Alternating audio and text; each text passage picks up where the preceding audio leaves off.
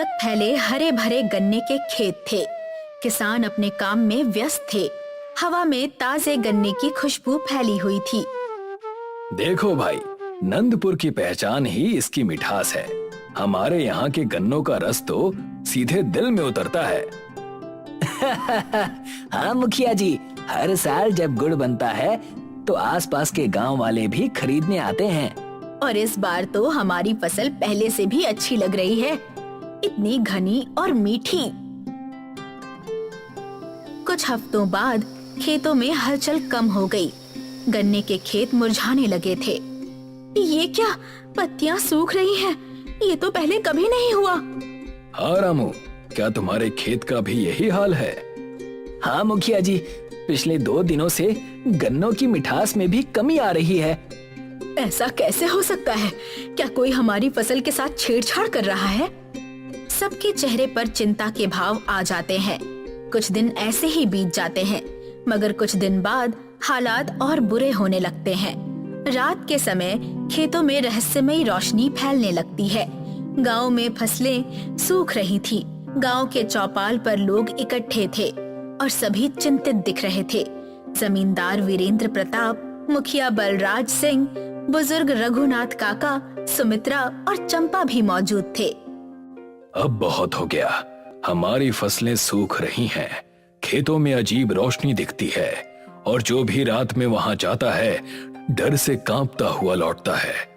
आखिर ये सब हो क्या रहा है? ये किसी की बुरी नजर लग रही है या फिर कोई पुराना श्राप? जब से मैंने होश संभाला है पहली बार ऐसा हो रहा है। हमें असली कारण जानना होगा। अगर कोई इन सब के पीछे है तो उसे बेनकाब करना होगा। बाबा, हम डर के पीछे नहीं हट सकते। हमें खुद जाकर देखना होगा कि रात में खेतों में क्या चल रहा है।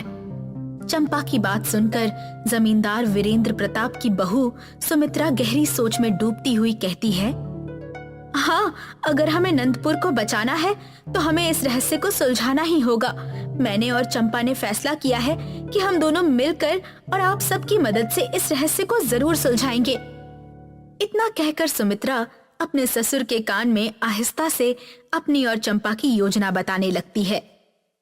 मुझे तुमसे ऐसी ही उम्मीद थी बहू, और चंपा के तेज दिमाग पर मुझे हमेशा से ही भरोसा था। मुझे विश्वास है कि तुम दोनों की मदद से जरूर इस रहस्य को सुलझाया जा सकता है, क्योंकि गांव में सबसे चतुर तुम दोनों ही हो। चंपा और सुमित्रा खेतों की ओर जाने की तैयारी कर रही हैं। चंपा, तुम सच में तैयार हो? अगर सच में कोई ताकत हमारे खेतों को बर्बाद कर रही है तो हमें बहुत सतर्क रहना होगा। डर से कुछ नहीं होगा सुमित्रा भाभी, चलो चलते हैं। ये रहस्यमयी रोशनी आखिर आती कहाँ से है? दोनों खेतों की ओर बढ़ती हैं। जहाँ हल्की रोशनी दिखाई देती है, अचानक हवा तेज हो जाती है और घास में हलचल होती है। ये हवा अचानक इतनी तेज कैसे हो गई? कुछ तो गड़बड़ है, हमें और अंदर जाकर देखना होगा। दोनों गन्ने के खेतों के अंदर जाती हैं और देखती हैं कि कुछ झाड़ियों के पीछे एक काली परछाई हिल रही थी। अचानक रोशनी गायब हो जाती है और सब कुछ शांत हो जाता है। अब क्या करें? हमें रामदास बाबा से बात करनी चाहिए, शायद उन्हें कुछ पता हो। प्राचीन शिव मंदिर में रामदास बाबा बैठे हुए थे। सुमित्रा और चंपा उनके सामने खड़ी थी। बेटियों, मैं जानता था कि तुम लोग जरूर आओगी। ये जो खेतों में हो रहा है वो कोई साधारण बात नहीं है। बाबा, आप सब कुछ पहले से जानते हैं? ये रहस्य बहुत पुराना है। मंदिर के तहखाने में एक संदूक है जिसे वर्षों से किसी ने नहीं छुआ। शायद तुम्हें इसका उत्तर उसी में मिलेगा। तो देर किस बात की, हमें तहखाने तक ले चलिए। मंदिर के नीचे एक अंधेरे तहखाने में एक लकड़ी का पुराना संदूक रखा हुआ था। चारों ओर धूल जमी हुई थी। बाबा, क्या इस संदूक में ही हमारे सवालों का जवाब मिलेगा? हाँ, ये संदूक नंदपुर के पुराने रहस्यों को छुपाए हुए है। इसे खोलो। सुमित्रा संदूक का ढक्कन उठाती है। अंदर से एक पुरानी पीतल की पिचकारी निकलती है। ये क्या है? ये तो गन्ने की पिचकारी जैसी लग रही है।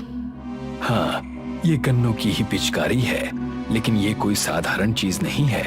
सदियों पहले जब इस गांव पर संकट आया था, तो सत्य को उजागर करने के लिए एक चमत्कारी महात्मा द्वारा इस गन्ने की पिचकारी को बनाया गया था। यानी ये पिचकारी सच बुलवाने की शक्ति रखती है? हाँ, अगर तुम इसे सही तरीके से इस्तेमाल करोगी, तो जो भी इस गन्ने के रस से भीगा होगा, वो अपने सारे राज उगल देगा।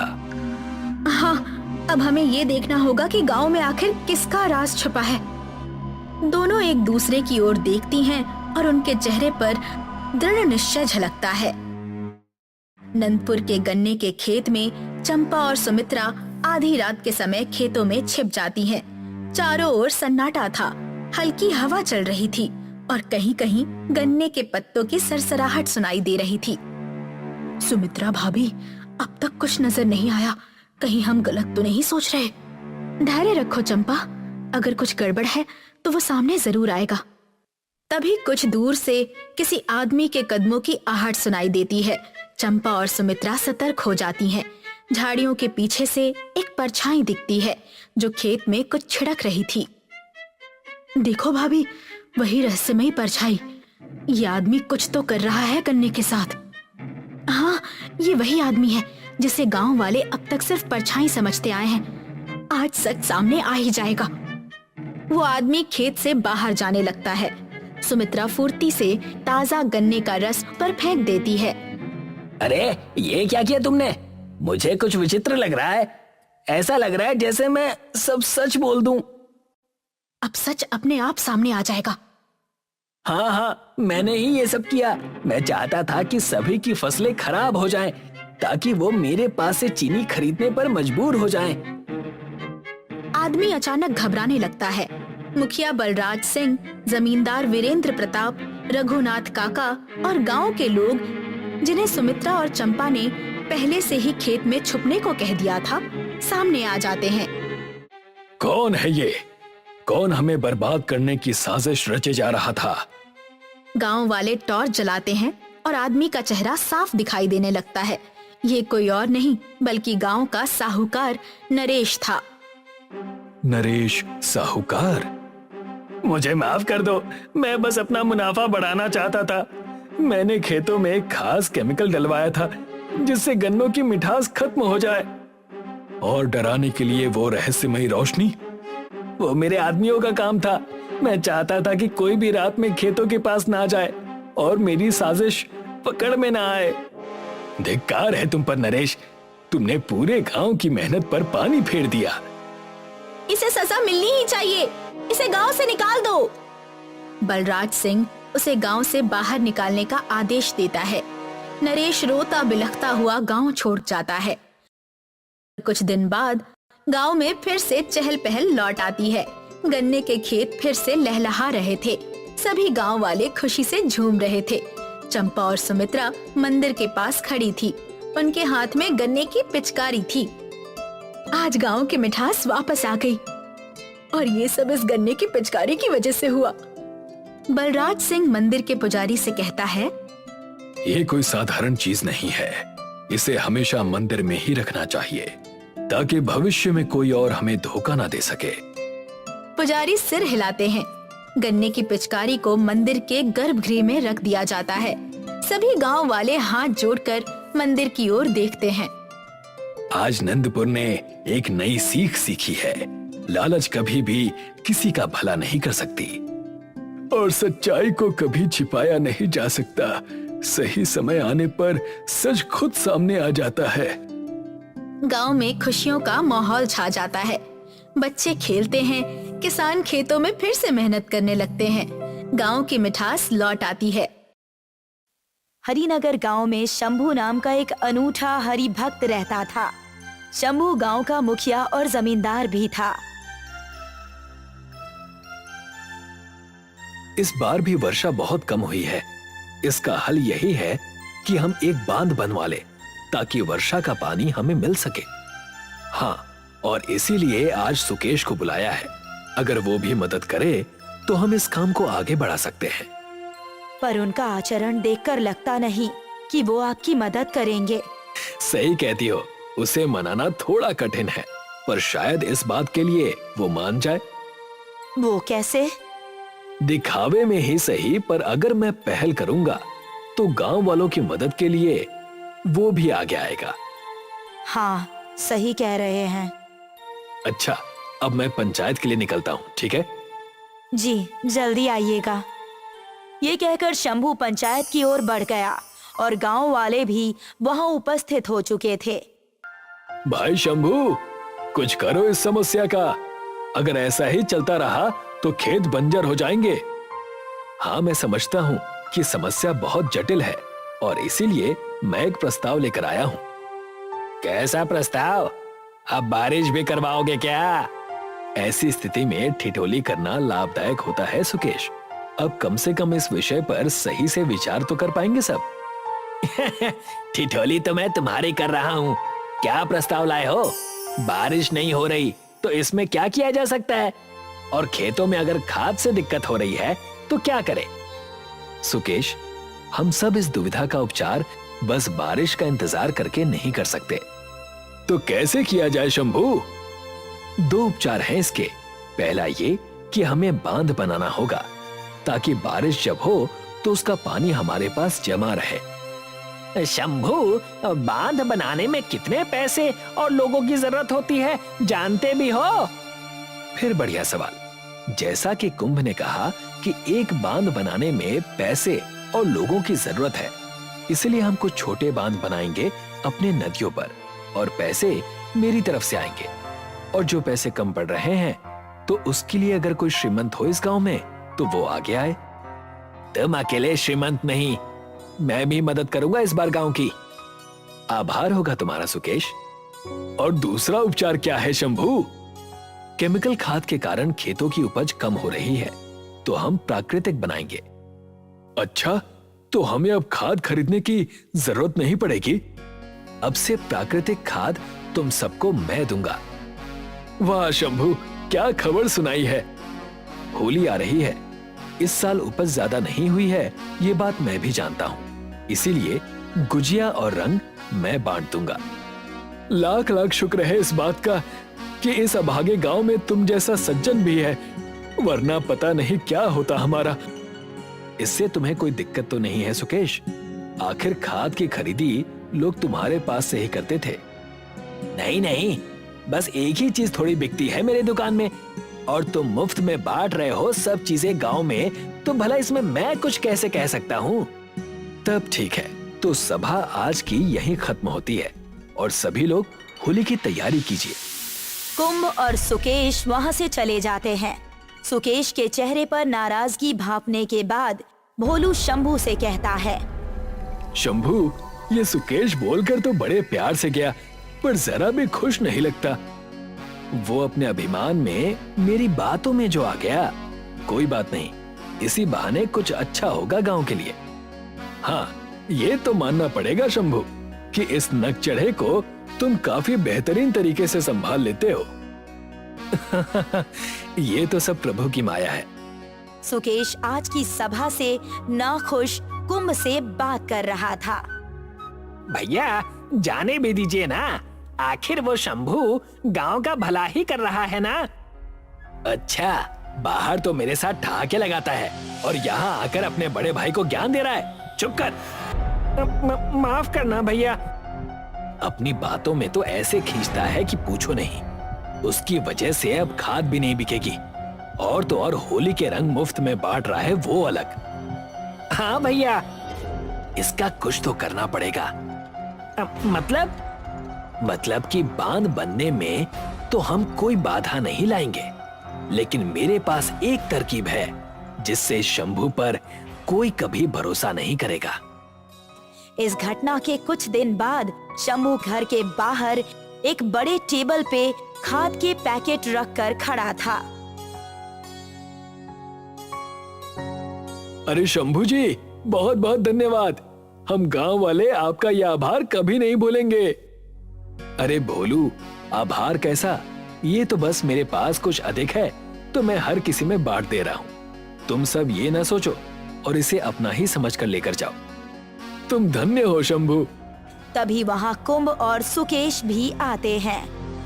अरे भाई वाह, खाद तो बड़ी ही जल्दी बना दी है तुमने। खाद तो मैं पिछले वर्षों से ही बना रहा था सुकेश। ऐसी स्थिति में शायद काम आ जाते, उसी अंदेशे में बनाए थे।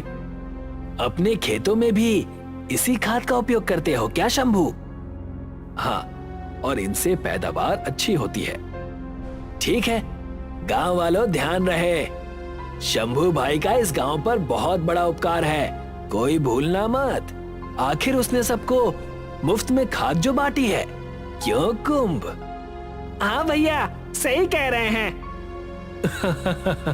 तुम दोनों का मेरे प्रति बहुत प्रेम लगता है। अच्छा लगा मुझे कि तुम दोनों यहाँ आए। आओ और तुम भी खाद ले लो। अरे नहीं नहीं, हम ये खाद कैसे ले सकते हैं? आखिर हमारे पास वैसी ही इतनी खाद बची है दुकान की, हम उसे ही इस्तेमाल करेंगे। अगले दिन सुबह भोलू कुछ हड़बड़ाहट में शंभू के घर आया। अरे क्या बात हो गई भोलू? शंभू, अनर्थ हो गया। सबके खेतों में जो थोड़ी बहुत फसल भी लगी थी, रात भर में ही सूख गई। ये तुम क्या कह रहे हो?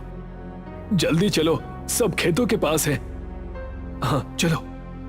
शंभू और भोलू खेतों के पास पहुंचते हैं और देखते हैं कि लोग वहां पहले से ही खड़े हैं। एक ओर काफी हरी भरी फसल थी और दूसरी ओर सूखी। सुकेश और कुंभ शंभू से कहते हैं, ये क्या किया शंभू? तुमसे पहले भी कहा है सुकेश कि शंभू का नाम मत लो और गांव वालों को भड़काओ मत। मैंने किसी को भड़काया नहीं है। मैं जब यहाँ आया तो लोगों ने ये बातें मुझे खुद बताई हैं। क्यों कुंभ? हाँ भैया, सही कह रहे हैं। आखिर ऐसी क्या बात हो गई सुकेश? ऐसी क्या बात होगी मतलब? अपनी आंखों से देख नहीं सकते हो क्या? कल जो तुमने किया था उसी का हश्र है ये। पर मैंने तो सबको वही खाद दी जो मैं खुद इस्तेमाल करता हूँ। तो फिर तुम्हारे खेत की फसल इतनी अच्छी कैसे हुई है? वो मैं इसका हर्जाना कैसे चुकाओगे अब? लोगों की मदद करने का ढोंग करते हो। चुप हो जाओ सुकेश। नहीं बोलो, सुकेश बिल्कुल सही कह रहा है। मुझे इसका हर्जाना भरना ही होगा। हाँ, पर भरोगे कैसे? मेरी फसल बस खाने के लिए पर्याप्त छोड़कर बाकी सारी फसल मैं गांव वालों के बीच बांट दूंगा। क्या? चकित क्यों हो रहे हो? आखिर हर्जाना मैं और कैसे भर सकता हूँ? कुछ दिन बीत गए। होली में बस 2 दिन बचे थे। भोलू शंभू के घर आया था। तुम क्यों मुंह लटकाते हो भोलू? हर साल आप गांव के लिए कितना कुछ करते हैं। हमारी होली में भी, हमारे दुख में भी रंग और मिष्ठान देकर जाते हैं। तो आपके साथ ऐसा क्यों हो रहा है? दुख तो मुझे हो रहा है भोलू कि इस बार की होली बेरंग जा रही है और मैं कुछ नहीं कर पा रहा।